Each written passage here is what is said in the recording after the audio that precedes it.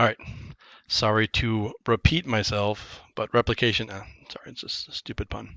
Um, Replication in statistics means using enough experimental units so that you can distinguish the effects of the treatments from chance variation. So as far as the definition goes, it means using enough experimental units. You need to have a lot of subjects in each of the treatment groups. How much is a lot? That's a tough question to answer. Um, how many? I don't know. Is the more the better. There's no question about that. So if we do not have many subjects in our experiment, then the random assignment will not balance out the uncontrolled variables, and we will not have treatment groups that are equivalent at the start. So you can randomly assign people to the treatment groups if you want, but if you only have 4 people in total, and 2 are guys and 2 are girls, when you randomly assign them, are you going to get male, female, female, male? Maybe, probably not. But not just gender. What about body type? What about blood type? What about uh, GPA? What about hair color? What about ethnicity? What about all these infinite number of variables? Those are not going to be balanced out. You might get the 2 people that are similar and 2 people that are different in the other group. Now, if you have 100 people and you put 50 in each group, now is gender going to be balanced out? Our ethnicity is going to be balanced out? Our height, our weight, our uh, socioeconomic whatever, our political affiliation? Now all of those other variables are going to be balanced out because there's so many of them. There's so many people. So if you don't have enough people, you're not going to have balanced, you're not going to be assured that your randomization balances out the groups. If you have enough people and you use random assignment, now you can be assured that your groups are going to be roughly equivalent at the start. Okay? So this is a little example to try to illustrate this. So if we have no randomization and no replication, so it looks like we're studying whether you have breakfast or no breakfast on grades and whether you study or don't study on grades. So I don't know. We're just going to try to go through this and think a little bit about this. So if you randomly assign 6 people, it looks like, I guess here I did 4 and here I did 6. If you randomly assign them, maybe you get a girl and 2 guys here, or 2 girls and a guy here, and you get 2 guys and a girl there. Now, if you were to look at these grades look like they're higher than these grades, right? So you might say, look at this. In the no breakfast group, their grades were lower. In the breakfast group, their grades were higher. The problem is you only surveyed 6 people. You only experimented on 6 people. Okay, well, what if we have randomization but no replication? So this is no randomization. I guess we just put people in groups. We didn't even try to randomize it. So now if we randomize, but then we don't have replication. So now we randomly take the males and females. Here, by random chance, both females ended up in this group. Both males ended up in this group. That happens when you do random assignment. And it looks like these grades are higher and these grades are lower. So it looks like no breakfast means you get low grades. Yes breakfast, you get high grades. But again, that's only 4 people. We have no replication. So now, if we use randomization and replication, so now, I think what I was trying to illustrate here is that was I trying to say girls are better than guys? Because it looks like the guys are kind of lower and the girls are kind of higher. I don't know. I mean, don't read anything into that. I was just, so now if we survey a bunch of people, we can see that we get, and we do randomization. So now we get some guys and some girls in both groups. You can see the grades are distributed like this and like this. We got lots of people. We can kind of see the variation. And as you can see, there's really no difference in the grades between these 2 groups. Why did we see a difference here? Because we happened to just survey these 2 people, and they just happen to have lower grades. And why did we get these 2 females? We just happen to get those 2 females, and they have high grades. Without replication, you might think there's a difference in your response, where if you survey more people, there's really not. Okay?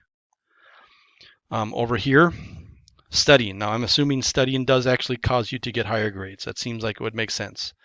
But if we don't use randomization, we use no replication, maybe we get a guy and a girl here, we get a guy and a girl there, and it looks like their grades looks like the no study group is lower and the yes study group is higher. Can we draw any conclusions? No, we didn't randomly assign people. We don't have replication. So I don't know if these two people, we just happened to get the two lower kids and two upper kids. We really can't draw any conclusion at all. If we use randomization, so we take 4 people and we randomize, well, we got a guy and a girl. We got a girl and a guy. I guess that's pretty good. They got balanced out by gender. But did they get balanced out by everything else? I don't know. There's no replication. And here, I guess we don't see a difference in the groups.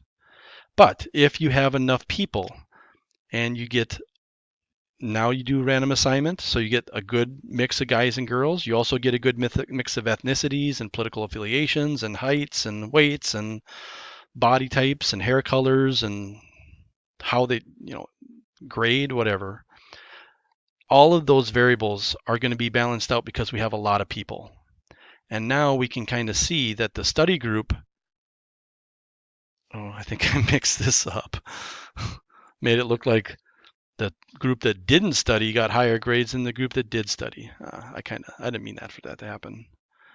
I meant for the study group to be higher. So replication doesn't just ensure us that we balance out all the variables. Replication also reduces the variation due to,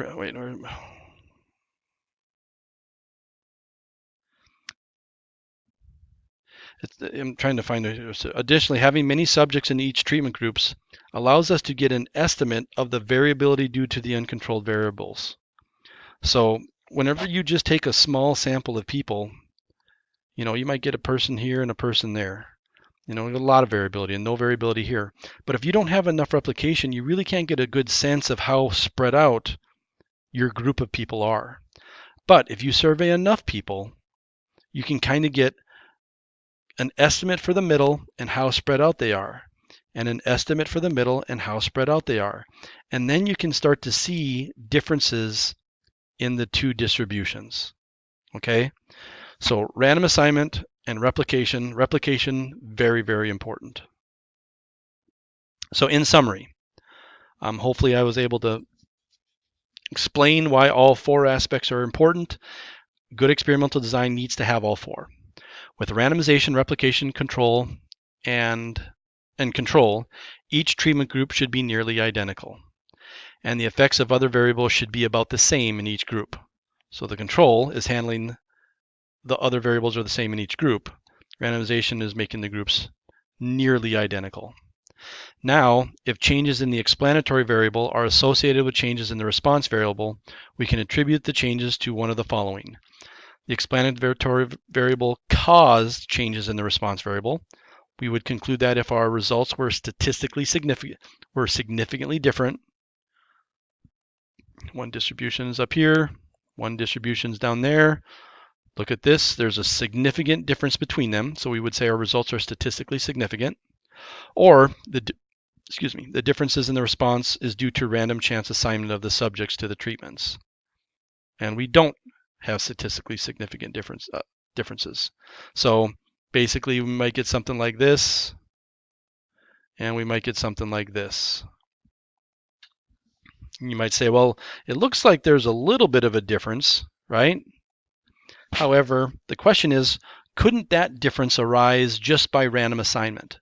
Remember, whenever you randomly assign people into the groups, they could kind of mix up a little bit. Well, if I do another random assignment, maybe one will be a little higher than the other. So if the results aren't different enough, then we would say their results are not statistically significant, or there's not a significant difference. In this case, we conclude that this causes that. In this case, we have no conclusion. So I can't prove, or I can't justify that breakfast causes a change in grades or studying causes a change in grades. So the 4 principles of a well-designed experiment, to recap: comparison. There needs to be comparison groups. This will allow you to determine if it was in fact the explanatory variable that influenced the response. Randomization. This will create 2 groups that are as equal as possible across the many variables that you can't control. Replication means there's enough experimental units so that each treatment group to ensure random assignment does in fact balance out the groups. And it also allows us to get an estimate for the variability, right? CR, the variability. And then control, we want to control as many variables as possible to reduce the variability in the response variable. And I could mention that with this example right here. When we were looking at this one here, why is control important? Well, if you don't control teacher, how much homework they do, whether they were at class or not at class, if you don't control that, then these data points may be more spread out because you're not controlling other variables. And then this one here, these may also be more spread out. And if they're more spread out, then it's harder to see if there's a statistically significant difference. If you control all the other variables, you might get rid of some of this variability and end up with a more compact distribution here and here. And if your distribution is more compact, then you got a better chance of detecting a statistically significant difference in the two groups. So all of these four aspects work together to try to give you a more powerful experiment, an experiment that will detect differences if in fact there are differences, okay? And they're all equally important. If an experiment is well designed and follows the principles above, then it can be proven that an explanatory variable causes a change in the response variable, okay?